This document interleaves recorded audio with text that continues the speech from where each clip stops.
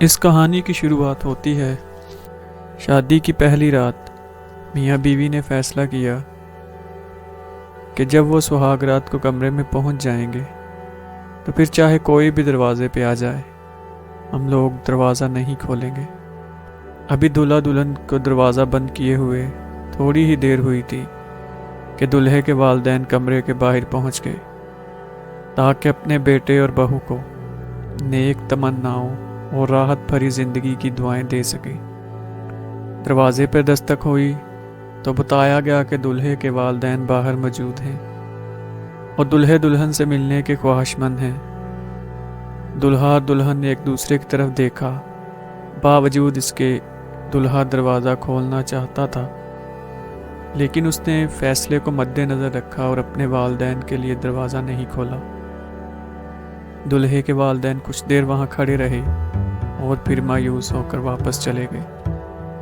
ابھی کچھ دیر ہی گزری تھی کہ دلہن کے والدین بھی دلہے کے گھر پہنچ گئے تاکہ اپنی بیٹی اور داماد کو نیک خواہشات پہنچا سکیں اور انہیں سکھی زندگی کی دعائیں دے سکیں۔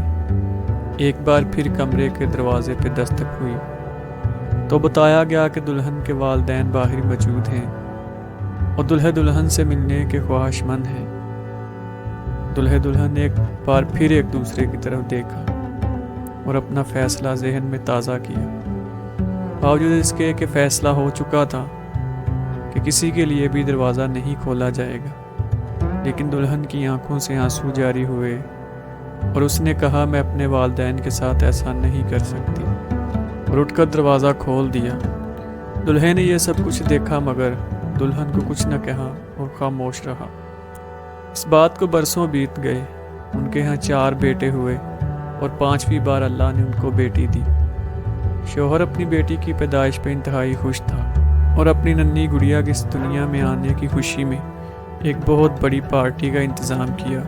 اس پارٹی میں ہر اس شخص کو بلایا گیا جس کو وہ جانتا تھا اور خوب خوشیاں منائی گئیں۔ جب پارٹی ختم ہوئی اور مہمان اپنے اپنے گھروں کو واپس چلے گئے تو رات کو بیوی نے اپنے شوہر سے پوچھا کہ کیا وجہ ہے کہ آپ نے اتنے بڑے پارٹی کا انتظام کیا، اتنی زیادہ خوشیاں منائیں، جبکہ اس سے پہلے ہمارے 4 بیٹے بھی ہیں جن کی پیدائش پر آپ نہ تو اس قدر خوش ہوئے تھے اور نہ اس طرح پارٹی کا انتظام کیا۔ تو شوہر نے مسکراتے ہوئے جواب دیا کہ یہ وہ ہے جو میرے لیے دروازہ کھولے۔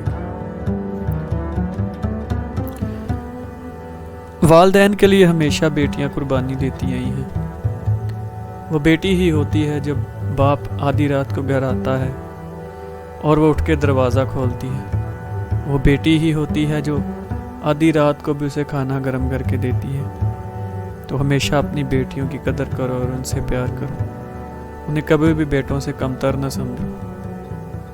انہیں ہمیشہ ان کا حق دو اور ان کو بیٹوں کے برابر سمجھو۔ اللہ حافظ۔